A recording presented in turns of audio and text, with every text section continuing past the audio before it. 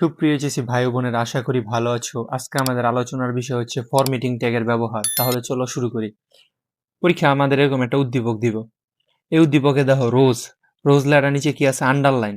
রেডটা কই গেছে? উপরে। হোয়াইট লেখাটা কি আছে? বাঁকা আছে। আবার হোয়াইট লেখাটা কি করছি? মাঝখান থেকে কাইটে দিছি। বার্ড লেখাটা কি হোয়াইটের নিচে দেয়া গেছে। ব্ল্যাক লেখাটা গাঢ় আছে।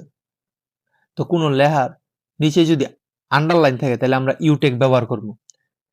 কোনো লেখা যদি উপর দেয়া যায় তাহলে আমরা কোন ট্যাগ ব্যবহার করবো? Soup tag. কারণ আমরা যখন স্যুপ খাই, স্যুপের ধোঁয়াটা কই যায়? উপরের দিকে যায়। তাহলে রেড লেখাটাও কই গেছে? উপরের দিকে। তাহলে উপরের দিকে গেলে আমরা কি ব্যবহার করবো? স্যুপ ব্যবহার করবো। হোয়াইট লেখাটা বাঁকা আছে, বাঁকা থাকলে আমরা ইটালিকের আই ব্যবহার করব।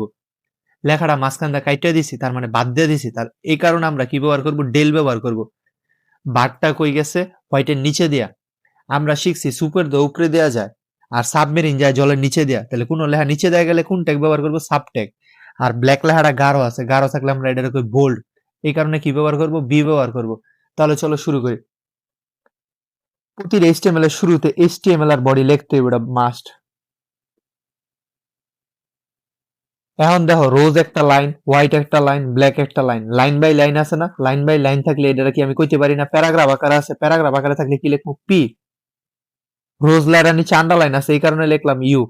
কোন লেয়ার নিচে? রোজ। আর কোন লেয়ার নিচে আন্ডারলাইন আছে? নাই। যেহেতু আর কোন লেয়ার নিচে আন্ডারলাইন নাই, তাহলে ইউ যে চালু করছি, ইউ কি করবো? বন্ধ।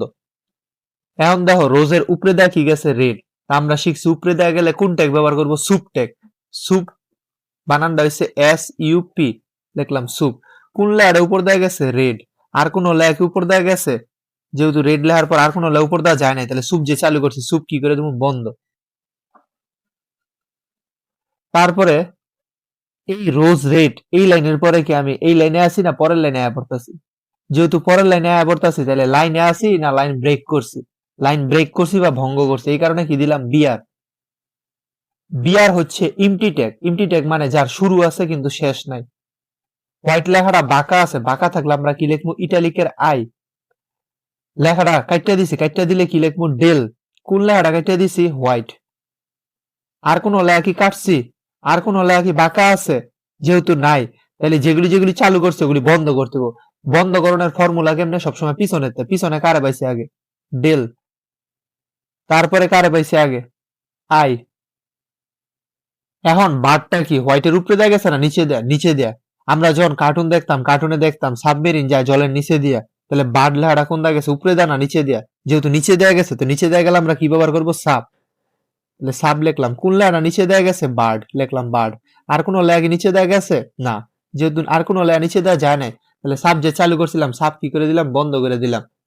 এখন এই লাইনের পরে কি আমি এই লাইনে আসি না পরের লাইনে আয়া পড়ছি? যেহেতু পরের লাইনে আয়া পড়ছি, তাহলে কি লাইনে আসি না লাইন ব্রেক করছি? লাইন ব্রেক করছি দেখে কি দিলাম? বিআর। ব্ল্যাক লেখাটা গাঢ় আছে, গাঢ় থাকলে কি লিখবো? বোল্ডের বি। কোন লেখাটা গাঢ় কইছি? ব্ল্যাক, লিখলাম ব্ল্যাক। আর কোন লেখা কি গাঢ় আছে? নাই। যেহেতু আর কোন লেখা গাঢ় নাই, তাহলে বি যে চালু করছি, বি বন্ধ।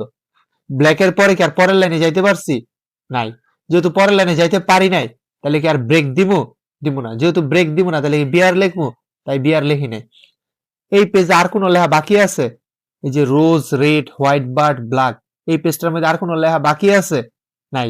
যেহেতু আর কোন লেখা বাকি নাই, তাহলে সব বন্ধ করতে হইব।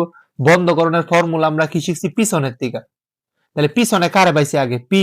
তারপর কারে পাইছি? বডি। তারপর কারে পাইছি? এইচটিএমএল। তাহলে পিছের তে বন্ধ, পি বন্ধ, বডি বন্ধ, এইচটিএমএল বন্ধ।